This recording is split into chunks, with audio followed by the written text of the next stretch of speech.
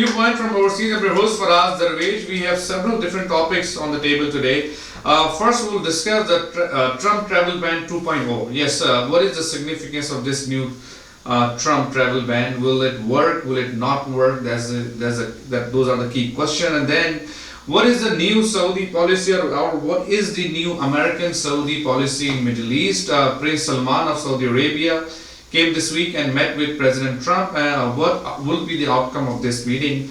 We'll discuss on this topic.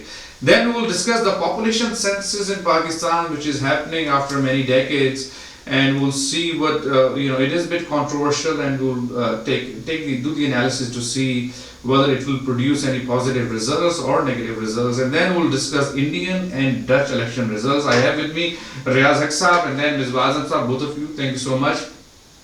Riaz, tell me, what is this Trump travel ban 2.0? Iraq has been taken off from the list. Will it work or will it not work? How do you see this? Yeah, so I think what they have tried to do is try to make it, in their view, more compliant with the Constitution, to address some of the issues that were raised by the judges in the last round. And it seems, though, that it is not enough, the change, because there are two federal judges, one in Hawaii and the other in Maryland, who have blocked this again. Right. So this one is also being blocked. And if you look at why, in both cases, both the judges are citing the context of this ban. They're saying that, they're using Trump's own words, Trump's and his advisors' own words, to say that this is basically not a real change. It is just, new veneer that are put on the old travel ban to try and make it more palatable. Right. Will it work though? I mean, will there be any protest? Because there hasn't been any protest. Because the expectation was that it would not go into effect.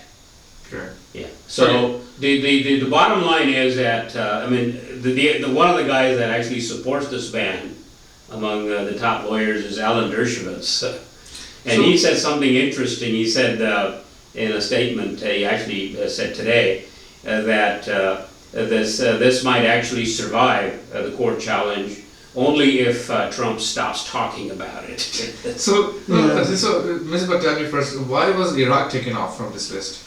I think he just tries to kind of put some kind of, softness decoration. His top advisors recommended that. Yeah, the American troops are there. That's correct. I mean, that is the reason. There is not any specific reason. But I don't think it is more of a troops or any reason. But they want to make it do something there, just to say that this looks different.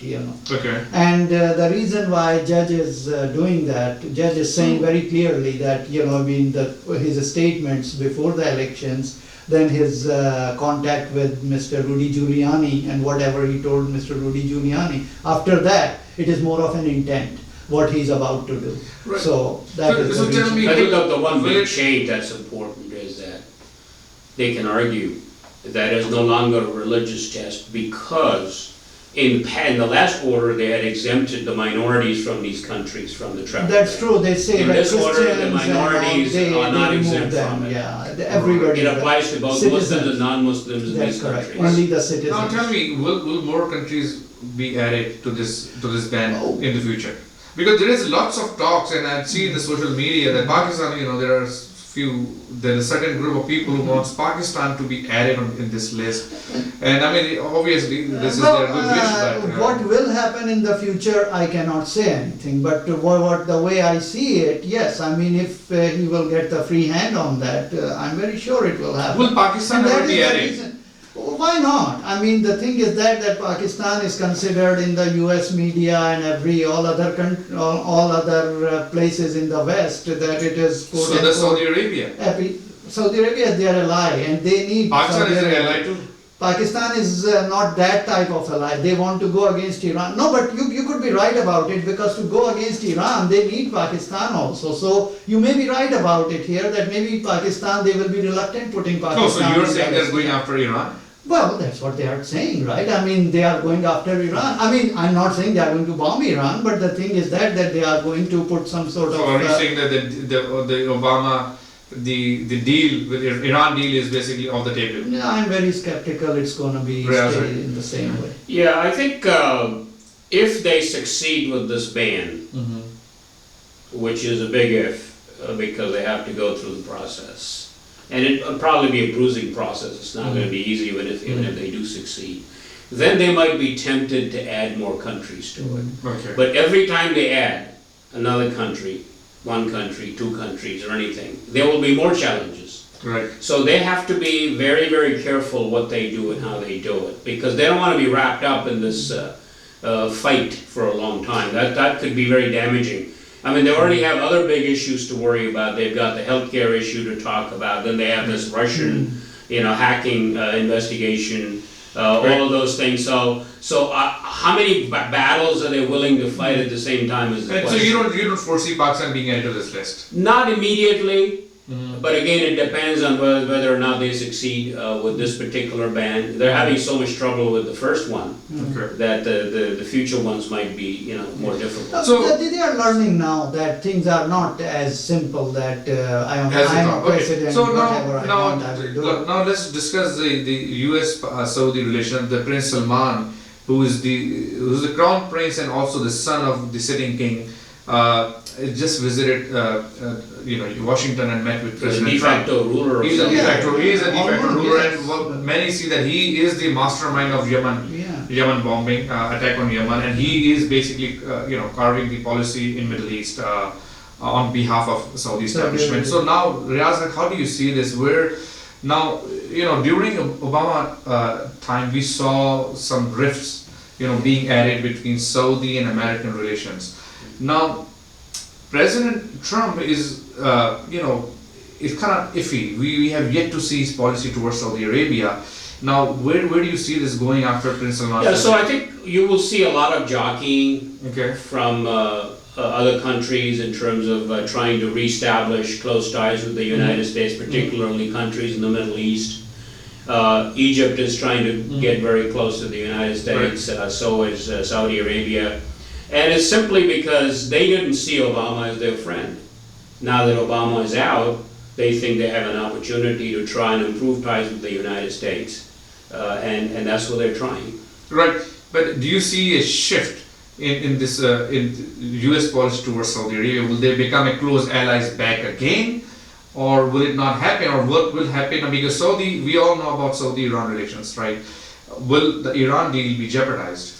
I don't think so. I think from what I'm hearing from the top leadership, people who are responsible for national security of the United States. I mean, that includes, the Secretary of State, the Secretary of Defense, the National Security Advisor. All of them want to keep the Iran deal. So the Iran deal isn't going to get scuttled. But that doesn't mean that they're not going to get close to Saudi Arabia. That could still happen. That will still happen. Misbah, how do you see this? No, that's true. I mean, but I still have a lot of concern about the deal because, see, the thing is that what Mr. Trump's mind is very different than what his advisors are telling him. If he would not be engaged in so many troubles, he would be doing a lot of things, because he is directly taking advices from Mr. Bannon, And Mr. Bannon openly saying that, he has to quote unquote reform the whole Republican Party, recreate it and things like that. So Right. he has different agenda. I mean, the thing is that he says Islam is rising, China is rising, and West is not in front, is doing anything for that. So he has these type So of now agenda. okay, so- And now he is sitting in the National Security Committee, so those things are dangerous things. Let me reframe my question differently. So, Prince Salman meeting President Trump, how will it impact the entire Middle East? Because President Trump has been very clear that we will not go after Assad, we will go after ISIS. Saudi Arabia has been very clear that we need to take out Assad. ISIS is their probably the priority number 2, but their first priority is to take out Assad. Assad is tied to Iran and Russia. So now we have Iran and Russia coming into the picture. So how do you see this whole puzzle? And see, that's what I say, that I am a little bit worried about the deal, because see, it seems that President Donald Trump, and if you remember that I always support President Trump's over Madam Clinton on the same thing, that at least he's saying that I will not care about Assad, I will first deal with ISIS. But now I think that he's pulling He's back. gonna change? He's going to change. He's pulling back So from he- there. He is more Will worried that be about like Assad Iran first and then ISIS? Yeah, see, the thing is that he has to show he can do something. Iran is an easy target. You know, he can convince Americans very easily against Iran. You know, Yeah, what about against Assad? no, against Assad public is there, but the thing is that if Iran stuff weakens. comes out, if Okay. that comes out very strongly that they are making nuclear bomb and this and that, you know, Israel will also support it, and you know, I mean, so that is, these are the things. Iran is more vulnerable at this time. Razak, the I'm way going to I throw the see same it. question at you. How do you see this all these players, Iran supporting Assad, Yeah, Russia I think, supporting Assad, and Saudi one- Arabia now entering? Yes. One important player we're missing in this discussion is Vice President Pence. In one of the debates, he said that the United States should be bombing Assad. Okay. So don't forget that. I think the policy will not be friendly toward Assad.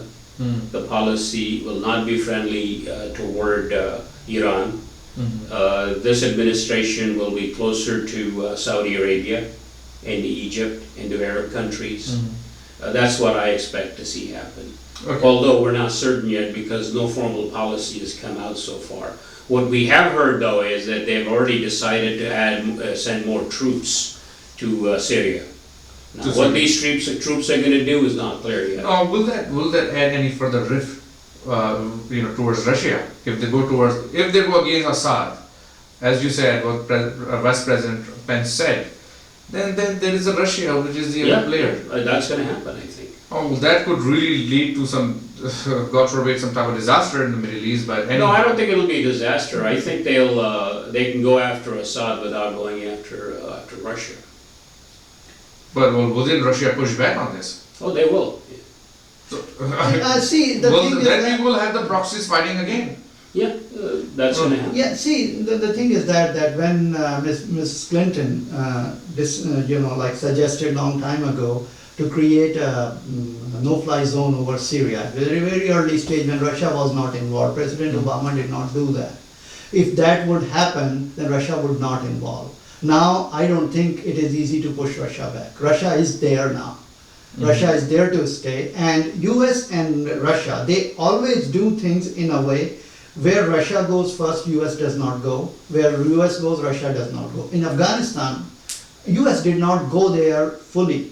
They used the proxies to fight against Russians, even that time. And knowing President Trump's personal relations with President Putin and all that, so I really doubt they do anything which will make Russia angry. Which will make Russia angry. Russia actually doesn't have many troops No, Russia does not in Syria, but the Russia United influence. States does have troops Yeah. in Syria right now. It is increasing the number of troops there. Right. So now let's shift the gear and let's go toward the population census happening in Pakistan. What are the implications of this? Because I think that will change the dynamics and a lot of statistics that we know.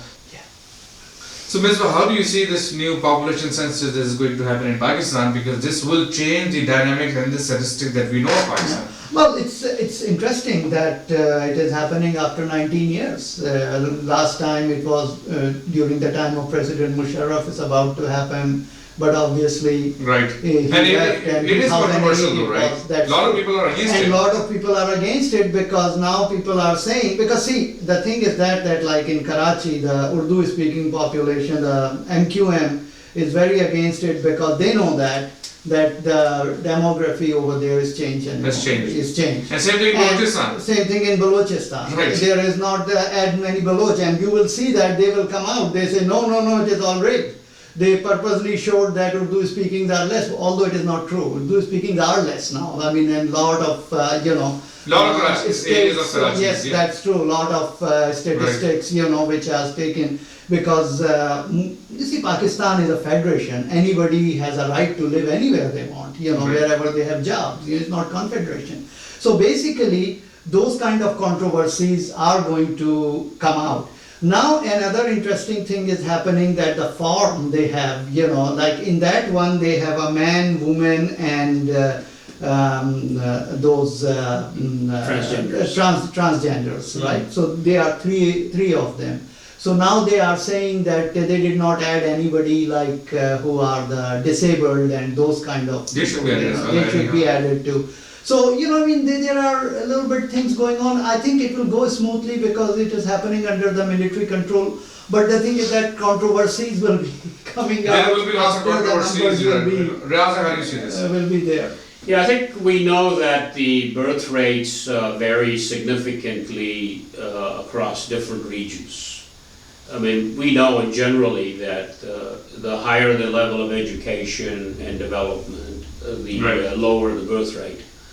So, among the provinces, the Punjab birth rate is the lowest. Sindh and Balochistan and Frontier have higher, Khyber Pakhtunkhwa have higher birth rates.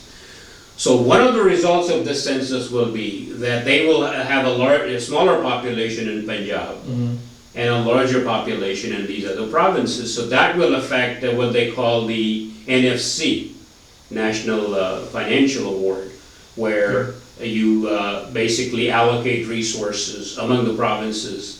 Because the provinces themselves don't raise any taxes, they have very little revenue of their own. Most of the revenue in Pakistan goes to the federal government, and then they allocate that based on population. So that's one effect. Now, within the provinces, Karachi, for example, or urban areas in Sindh where Muhajirs live in larger numbers, Muhajirs too have very low birth rates compared to Sindhis. Right. So again, the number of Muhajirs would be lower than they were the last time, relatively lower, not absolutely, but relative to the Sindhis, there'll be fewer Muhajirs than Sindhis. And then you have the effect of the Pashtun influx. There have been a lot of Pashtuns, right? Even now, due to this, the drone attacks and the war in KPK. Because of the war, because of floods, Yeah. all of these different disasters. And in general, the Pakistan's urbanization has been increasing very rapidly. Right. So that will also shift the balance between the rural and the urban areas. So it will actually affect, there'll be fewer seats in the rural areas and more seats in the urban areas. That will also mean a power shift. The political power will shift from the rural to the urban areas. So these are major changes, political changes, economic changes that we're going to see as a result of the census. Well, I mean, see, the current political dynamics are very ethnically driven, right? PMLN is owning Punjab, PPP is owning Sindh, PTI is owning the KPK. Now, will this flare up another debate or another controversy among the ethnic groups? No, I think it won't be the controversy among ethnic groups. It'll be the issue of allocation of resources. Because if, for example, Sindh now has higher population as a percentage of Pakistan than it did before, then they will demand greater share. Right. They will also demand more seats in the National Assembly. Right. Yeah. The same with KP and Balochistan. Yeah. So this will change the political map in Pakistan. Right. It'll also change the economic map because more of the resources are going to have to go to these. There'll be more members of parliament, more members of assembly, more members in the Senate. Not in the Senate because they have to be equally divided. That's true. But there will be, more resources going. Basically, Punjab will get fewer resources than before, And the Sindh will and get these more. three other provinces will get greater resources than before. Right, it will be a challenge to deal with. And in Sindh, there's going to be a fight between rural and urban because in Right. Sindh they divide the quotas between rural and urban. Right, are they touching the fourth lines? Yeah, see, this KP, Khyber Pakhtunkhwa, is already a beneficiary because they are getting this FATA merge with. Yeah. So obviously they are getting more resources. So I agree with Riaz, they're more than one Right, so reason. now let's go discuss the outcomes of Indian election and the Dutch election. Indian election first, Misbah, how do you see this, the election results in India in the UP province? Well, out of 402 seats, Mr. Modi's party won 300 seats, so it's a big victory. And second thing is that it has been said that a lot of like I'm talking about the newspaper Right. stories, that it seems that everybody voted him. Everybody means Hindus and Muslims. So that's why, Okay. because having that much seats without Muslim votes, it's just not possible. And then Yeah. they lost in Punjab. They lost in Punjab because In Punjab, Sikhs yeah. did not want to vote them, and that is So, the thing. Raza, let me take it to you. You've been, I wouldn't say claiming, but you've been saying that, Prime Minister Modi has been, his popularity has been declining in India, but looks like not. Yeah, I think they have played that again, the nationalism card, which has Okay. helped them, Mhm. particularly in UP. One of the things that happened in UP in particular, which is the largest state in India, they have the largest Right. population of all the different Opposed provinces. to Pakistan population. Yeah, bigger than the Pakistani population. One of the advantages they had in this election is that there are two other parties that divided the votes among themselves. One is the Samajwadi Party, SP, which had a coalition with the Congress, and the other party is the Bahujan Samaj Party, the BSP. And they divided votes among themselves. So it's not true that Muslims voted for BJP. I don't think Muslims voted for BJP. That's basically just false. Because if you look at any of the constituencies, any of the areas where the BJP's vote count, the share of the votes they got, is less than the share of the Hindus in that particular constituency, in each of these constituencies.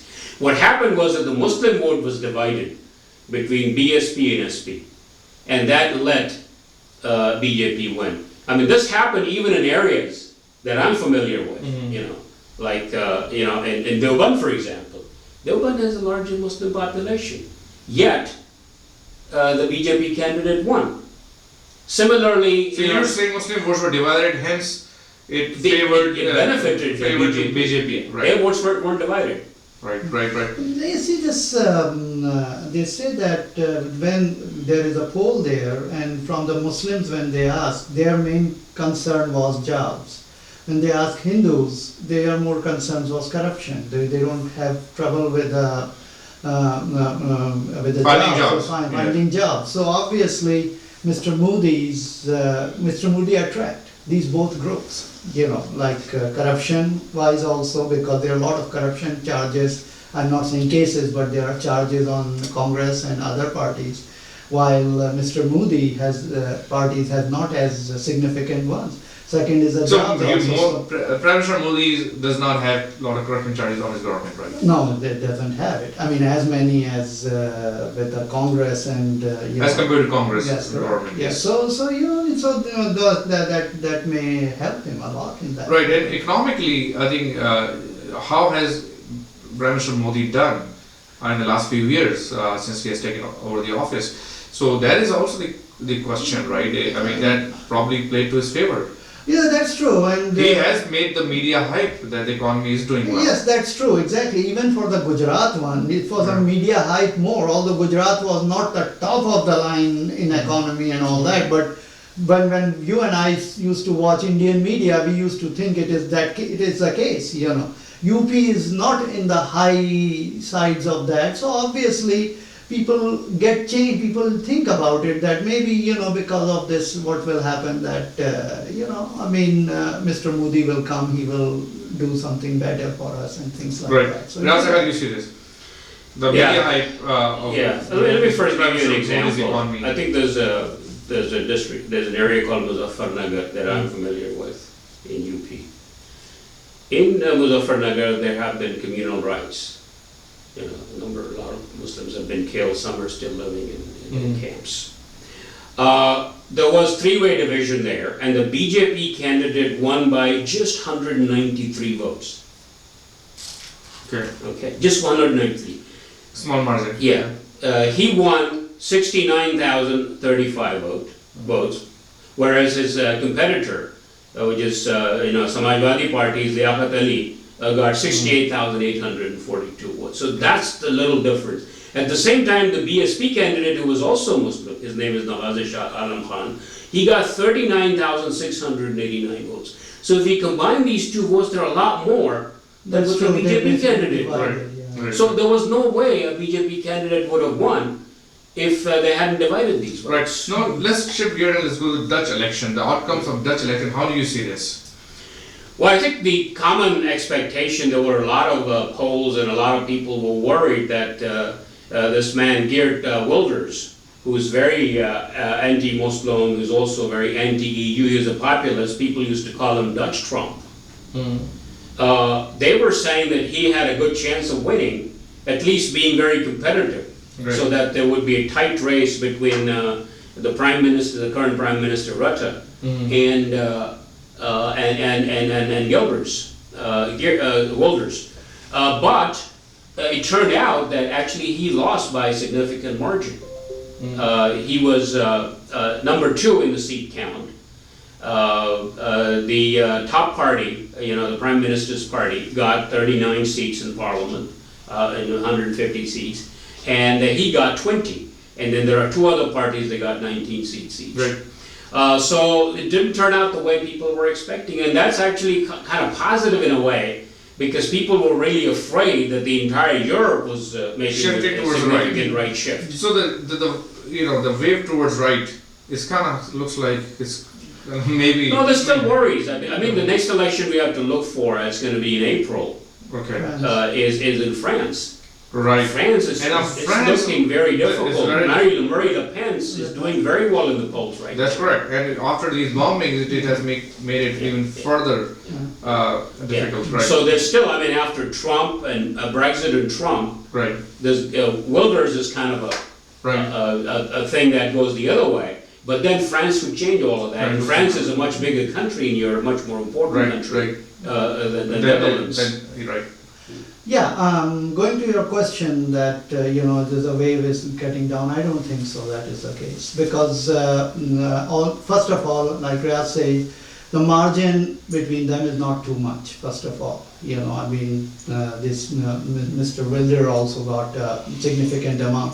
Actually, he gained from 2012, he gained 5 seats more this time. Yeah, but he got 2.3% fewer votes than he did the last time. Yeah. The actual number of votes. And Mr. Rutte lost 8 seats this time, so obviously it is not. And second thing is that Mr. Rutte was, although he was not as populist, but if you see his statements, like he has a very big ad in the newspaper where he says that, okay, leave it or do like us kind of thing. And then He also actually stopped 2 Turkish ministers from entering the country. That's true, that's So that true. said, Thank you. he was Thank trying you to for reminding. Exactly. pander to Yes. his constituents. That is true, that's true. Not only that, now he's going to have an alliance with the CDA, Christian Democratic Appeals, Christian Democratic Appeals now is saying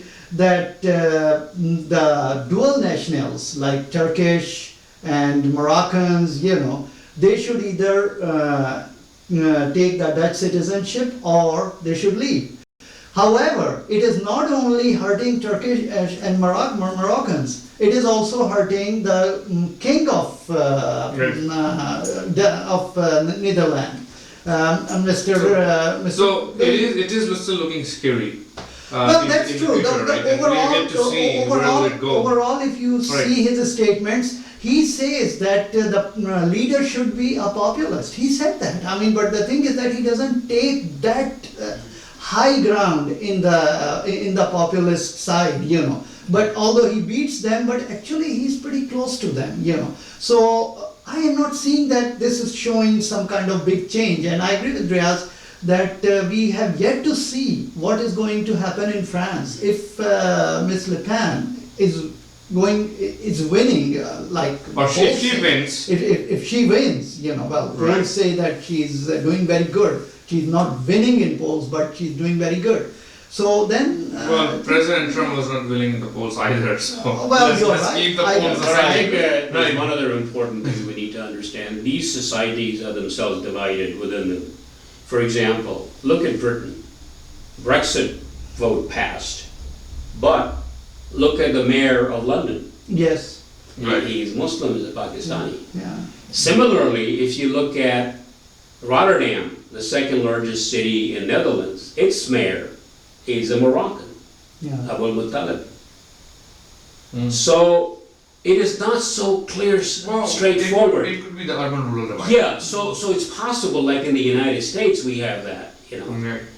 Generally, Polarization, the more educated, The urban class is yeah, mostly and the more Democrat. urban, the more they supported Democrats, and then the others supported Republicans. So these other societies are also divided within themselves. Right, so Riaz and Misbah, thank you so much for joining. Audience, keep watching Viewpoint from overseas. Please send us your feedback, your inputs, email us. You see our email, or Twitter, or Facebook. Next week, see you.